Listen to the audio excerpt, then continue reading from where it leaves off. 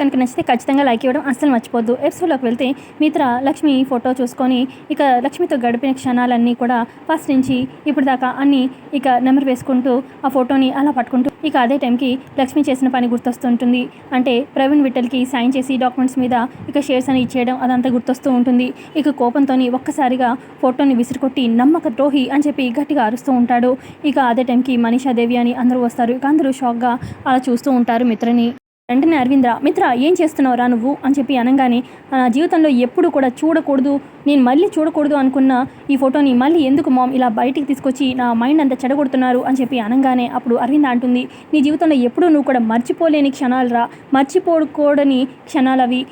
ఇలా మాట్లాడుతున్నావు, ఇలా విసిరి కొట్టావు అని చెప్పి అంటుంది అరవింద. ఎందుకురా అంత కోపం అని చెప్పి అరవింద అంటూ ఉంటే అప్పుడు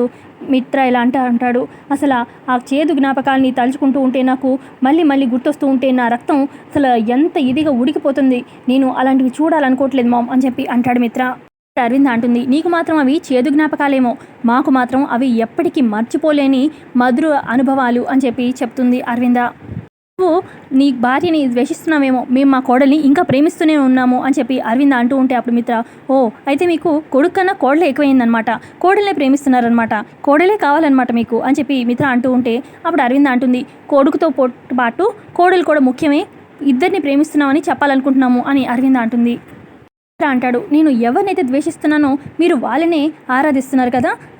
నీ కోడలు బ్రతుకుందని చెప్పి నువ్వు నమ్ముతున్నావు కదా, నీ కోడలు బ్రతుకుంటే వెళ్ళి తన దగ్గరే ఉండండి, నా దగ్గర ఎందుకు అని చెప్పి నేను వెళ్తున్నాను బాయ్ అని చెప్పి మిత్ర అక్కడి నుంచి వెళ్ళిపోతాడు. రే మిత్ర మిత్ర అని చెప్పి అరవింద వెళ్తూ ఉంటే ఆగు అరవింద అని చెప్పి జయదేవ్ ఆపుతారు. మరోపక్క మిత్ర ఇంట్లో నుంచి కోపంగా బయటికి వెళ్ళడంతో ఇక ఎదురుగా వివేక్ ఎదురవుతాడనమాట. ఏంటన్నయ్యా ఏంటి అంత కోపంగా ఉన్నావు అని చెప్పి వివేక్ అంటూ ఉంటే, రే త్వరగా కార్ తీరా అనగానే, ఎక్కడికన్నయ్యా అని చెప్పి అడుగుతాడు వివేక్. మన గెస్ట్ హౌస్కి వెళ్ళాలి అనగానే, ఎందుకన్నయ్య ఇప్పుడు గెస్ట్ హౌస్కి అని చెప్పి వివేక్ అంటూ ఉంటే, కార్ తీస్తావా లేదా అనగానే సరే అని చెప్పి ఇక వివేక్ కార్ తీస్తాడు. అరవింద జయదేవ్ని అడుగుతూ ఉంటుంది మనిష, ఏంటంటే మీరు మిత్ర జీవితాన్ని ఏం చేద్దాం అనుకుంటున్నారు, ఆదరిద్దాం అనుకుంటున్నారా లేదా ఏం చేయాలనుకుంటున్నారు, మిత్రకి ఇష్టం లేని పనులు చేస్తూ ఉంటారు, మిత్ర ద్వేషించే వాళ్ళని మీరేమో ఆరాధిస్తూ ఉంటారు, అసలు మిత్రని ఎందుకు ఇలాగా ప్రశాంతంగా లేకుండా చేస్తున్నారు అని చెప్పి అడుగుతుంది మనిష అంటుంది, తల్లిదండ్రులు అంటే పిల్లల మనసు అర్థం చేసుకొని మెలగాలి, మీరేంటంటే మిత్ర సంతోషంగా ఉంటే చూడలేరు, ఎందుకు ఇలా చేస్తున్నారు అని చెప్పి మనిష అంటూ ఉంటే ఇక ఇప్పుడు అరవింద, కాస్త నోరు మూస్తావు మనిష అని చెప్పి గట్టిగా అరుస్తుంది అరవింద. అరవింద అంటుంది, చూడు మనిష, నా కొడుకు గురించి నాకు బాగా తెలుసు, నువ్వు కొన్ని విషయాల్లో ఎంత దూరంగా ఉంటే అంత మంచిది, వాడి జీవితం ఎలా మలచాలో ఏంటనేది నాకు బాగా తెలుసు, నువ్వు కొంచెం సైలెంట్గా ఉంటే బాగుంటుంది అని చెప్పి కోపంగా అరవింద అక్కడి నుంచి వెళ్ళిపోతుంది. తర్వాత ఇక జయదేవ్ కూడా అందుకొని, చూడు మనిష, నువ్వు మిగతా జీవితంలోకి నిన్న మొన్న వచ్చావు, మేము వాళ్ళ కన్న తండ్రిదండ్రులం, చిన్నప్పటి నుంచి వాడిని కని పెంచాము, తల్లిదండ్రులుగా వాడికి ఏం కావాలి, వాడికి ఏది మంచిదో మాకు తెలుసు, వాడి మంచిగా ఉండడానికి వాడి జీవితానికి ఏది అవసరమో దానికి మేము అదే చేస్తాము, నువ్వు అనవసరమైన సలహాలు మాకివ్వద్దు, నువ్వు ఎంత దూరంగా ఉంటే అంత మంచిది అని చెప్పి జయదేవ్ కూడా కోపంగా అక్కడి నుంచి వెళ్ళిపోతారు. పక్క ఇక మనిషి కోపంగా ఉంటే కొంచెం కూల్ చేస్తూ ఉంటుందన్నమాట దేవి అని. ఇక అక్కడే భాస్కర్ కూడా ఉంటాడు కదా, వెళ్ళి కింద పడిన ఫోటోని తీసి చూస్తాడనమాట. ఇక చూడగానే మిత్ర పక్కన లక్ష్మి కనిపిస్తుంది. ఇక మొత్తం అంతా జరిగినంత సీన్ గుర్తు చేసుకుంటూ ఉంటాడు భాస్కర్ దగ్గరికి లక్ష్మి రావడము, ఇక లక్ష్మి ప్రెగ్నెంట్ అవ్వడము, ఇక అదే టైంకి అక్కడికి టీ ఎస్టేట్స్కి అరవింద వాళ్ళు రావడం, ఇదంతా కూడా గుర్తు చేసుకుంటూ ఉంటాడు. ఇక అప్పుడు భాస్కర్ అనుకుంటాడు, అంటే లక్ష్మి మిత్రగారి భార్య అసలు ఇంత గొప్ప కుటుంబాన్ని పెట్టుకొని లక్ష్మి ఎందుకు తిరిగి రాలేదు, లక్ష్మి ఎందుకు వీళ్ళకి దూరంగా ఉంది అని చెప్పి ఆలోచిస్తూ ఉంటే ఇటు పక్క మనిష అబ్జర్వ్ చేస్తూ ఉంటుందన్నమాట భాస్కర్ని. ఇక పక్కనే ఉన్న దేవి అని కూడా గమనించమంటూ ఉంటుందన్నమాట. ఆ భాస్కర్ ఎక్స్ప్రెషన్ ఏంటి తేడాగా ఉంది అన్నట్టుగా. పక్క ఇక భాస్కర్ లక్ష్మి ఫోటో చూస్తూ అనాథ అనుకొని దత్తత తీసుకున్నారు లక్కీ సొంత కూతురని మిత్రగారికి కూడా తెలీదు, భగవంతురా ఇలా అంతా ఎందుకు చేస్తున్నావు అని చెప్పి మనసులో అనుకుంటూ ఉంటాడు భాస్కర్. అక్క మనీషా దేవి అనేతో అంటుంది, ఆ ఫోటో చూసిన దగ్గర నుంచి ఈ భాస్కర్ ఎక్స్ప్రెషన్లో చాలా తేడా ఉందంటే, కొంపతీసి కొన్ని రోజులు చెల్లి అని చెప్పి వాళ్ళ ఇంట్లో ఉంచుకున్నాడు కదా ఈ భాస్కర్, ఈ లక్ష్మి అంటారా అనగానే నువ్వు మరీ టూ మచ్గా ఆలోచిస్తున్నావు మనీషా అని చెప్పి దేవి అని అంటూ ఉంటే, అది 2 మచ్చో 3 మచ్చో ఇప్పుడే తేల్చేస్తాను అని చెప్పి మనీషా భాస్కర్ దగ్గరికి వచ్చి భాస్కర్ ఏంటి ఆ ఫోటోని అంత ఇదిగా చూస్తున్నావు అని చెప్పి అనగానే అప్పుడు భాస్కర్ కంగారుగా, ఈ ఫోటోలో ఉంది ఈవిడ మిత్రగారి భార్య అని చెప్పి అనగానే, అవును తనే, తను ఎక్కడైనా చూసావా, తనకేమైనా తెలుసా అని చెప్పి మనిష అంటూ ఉంటే ఇక భాస్కర్ మనసులో ఇలా అనుకుంటాడు, మిత్రగారు చాలా కోపంగా ఉన్నారు లక్ష్మి మీద, ఇప్పుడు నేను లక్ష్మి నా దగ్గర కొంతకాలం ఉంది, లక్కీ తన కూతురని నేను వీళ్ళందరికీ చెప్పేస్తే ఇక లక్ష్మి మీద కూడా ఆ ద్వేషం పెంచుకుంటారేమో, ఎందుకు వచ్చింది ఇప్పుడే చెప్పకూడదు అన్నట్టుగా అనుకుంటాడు భాస్కర్ మనసులో. ఒక మనిష చూడు ఇంతకీ నీకు ఆ అమ్మాయి తెలుసా లేదా అది చెప్పు అని చెప్పి అనగానే అప్పుడు భాస్కర్ నేను ఎక్కడో మున్నార్లో ఉంటాను, మీరు ఎక్కడో వైజాగ్లో ఉంటారు, నాకెలా తెలుస్తుంది మేడం, అయినా ఈవిడ ఇప్పుడు ఎక్కడుంది మేడం అని చెప్పి తేలినట్టుగా భాస్కర్ అంటూ ఉంటే చనిపోయినని అందరూ అనుకుంటున్నారు కానీ బ్రతికే ఉందని నా నమ్మకం అని చెప్పి మనిషి అంటుంది. ఓహో అలాగా, సరే మేడం నేను ఉంటాను అని చెప్పి భాస్కర్ అక్కడి నుంచి వెళ్ళిపోతాడు. భాస్కర్ వెళ్ళాక దేవి అని అంటుంది, మనిష ఇప్పటికైనా అర్థమైందా నువ్వు మరీ ఫోన్ మచ్గా ఆలోచిస్తున్నావని, అసలు భాస్కర్ చెల్లెలు ఎక్కడ, ఈ లక్ష్మి ఎక్కడ, నువ్వు టూ మచ్గా ఆలోచిస్తున్నావు అనగానే లేదా ఆంటీ ఆ ఫోటో చూసిన తర్వాత భాస్కర్ చాలా తడబడ్డాడు, కాన్ఫిడెన్స్ తగ్గింది, మాటలో కొంచెం తేడా ఉంది, నాకేంటో మాట మారుస్తున్నాడేమో అనిపిస్తుంది ఆంటీ అని చెప్పి మనిష అంటూ ఉంటే నువ్వు మరీ టూ మచ్గా ఆలోచిస్తున్నావు పద మనిష అని చెప్పి అక్కడి నుంచి తీసుకెళ్ళిపోతుంది. పక్క ఇక అర్జున్ వాళ్ళ అమ్మ వసుంధర మాట్లాడుకుంటూ ఉంటారు. అసలు లక్ష్మి ప్రవర్తన ఏమీ అర్థం కావట్లేదమ్మా, ఒక్కొక్కసారి నా మీద చాలా ఇంట్రెస్ట్ చూపిస్తూ ఉంటుంది, నా మీద చాలా కేరింగ్ చూపిస్తూ ఉంటుంది,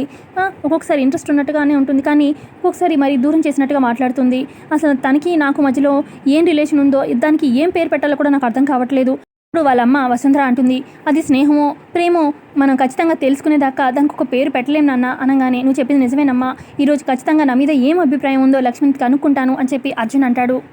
అర్జున్ వాళ్ళ అమ్మ వసుంధర కూడా అంటుంది, నువ్వు చెప్పింది కూడా నిజమే అర్జున్, ఇన్ని రోజులు అడిగితే ఏమవుతుందో ఎటువైపు నుంచి ఏమొస్తుందో అని చెప్పి అనుకున్నాను కానీ ఇప్పుడు మనం తెలుసుకుంటేనే కరెక్ట్, అప్పుడే మనం ఎలా ఉండాలనేది అర్థమవుతుంది అని చెప్పి అంటూ ఉంటే ఈ లోపల అక్కడికి లక్ష్మి వస్తుంది.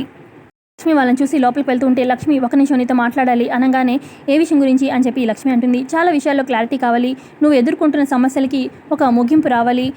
నేను చాలా ప్రశ్నలు అడగాలి అని చెప్పి అర్జున్ అంటూ ఉంటాడు.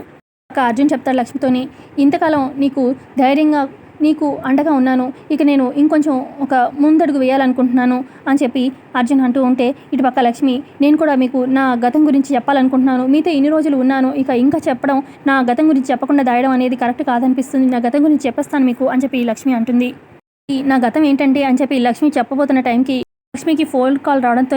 అర్జున్ గారు ఒక్క నిమిషం నాకు ఇంపార్టెంట్ ఫోన్ కాల్ అని చెప్పి లక్ష్మి పక్కకు వచ్చి వివేక్ ఫోన్ కాల్ ఎత్తుతుంది. అది వదిన, అది ఇంట్లో వాళ్ళతో గొడవపడి ఇక అన్నయ్య నేను ఇటు గెస్ట్ హౌస్కి వచ్చాము, గెస్ట్ హౌస్కి వచ్చిన దగ్గర నుంచి అన్నయ్య తెగ తాగుతున్నాడు ఆపకుండా, నాకేమో చాలా భయంగా ఉంది, నువ్వు కూడా వస్తే బాగుంటుంది కదా, నువ్వు ఉంటే ధైర్యంగా ఉంటుంది వదిన అని చెప్పి వివేక్ అంటూ ఉంటే నేనా అని చెప్పి లక్ష్మి అంటుంది, ప్లీజ్ వదిన రా వదిన బయలుదేరి అని చెప్పి వివేక్ అన్నతోని సరే నేను వస్తాను అని చెప్పి లక్ష్మి ఫోన్ పెట్టేస్తుంది. ఇక లక్ష్మి అర్జున్ వాళ్ళ దగ్గరికి వచ్చి అర్జున్ గారు నేను తర్వాత మాట్లాడుకుందాం మనం కొంచెం ఇంపార్టెంట్ అని చెప్పి లక్ష్మి అక్కడి నుంచి వెళ్ళిపోతుంది.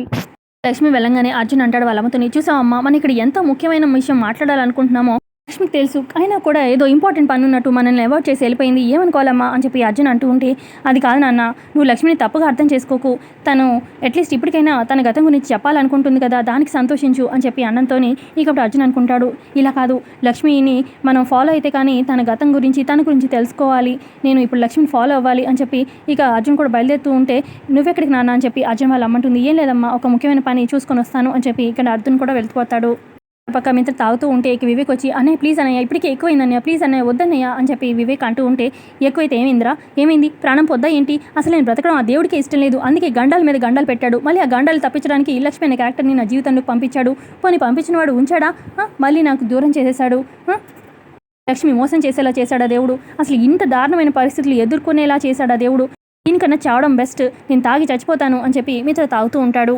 వివేక్ అంటాడు, అన్నయ్య ఎందుకన్నయ్య వదిన మీద నీకు అంత కోపం ఎంత ద్వేషం, నీ దగ్గర ఉన్నప్పుడు నేను ఎంత ప్రేమగా చూసుకునేది, నువ్వంటే చాలా ఇష్టం వదినకి, నీ ప్రేమ కోసం ఎంత తప్పించేది అని చెప్పి వివేక్ అంటూ ఉంటే అప్పుడు మిత్ర అంటాడు, తను నన్ను ఎంతగా ప్రేమించిందో తెలియదు కానీ నేను కూడా తనని చాలా ఇదిగా ప్రేమించాను, తన మీద ఇంకా ప్రేమ ఉంది కాబట్టి ఇంకా మనిషిని పెళ్లి చేసుకోలేకపోతున్నాను అంటాడు మిత్ర.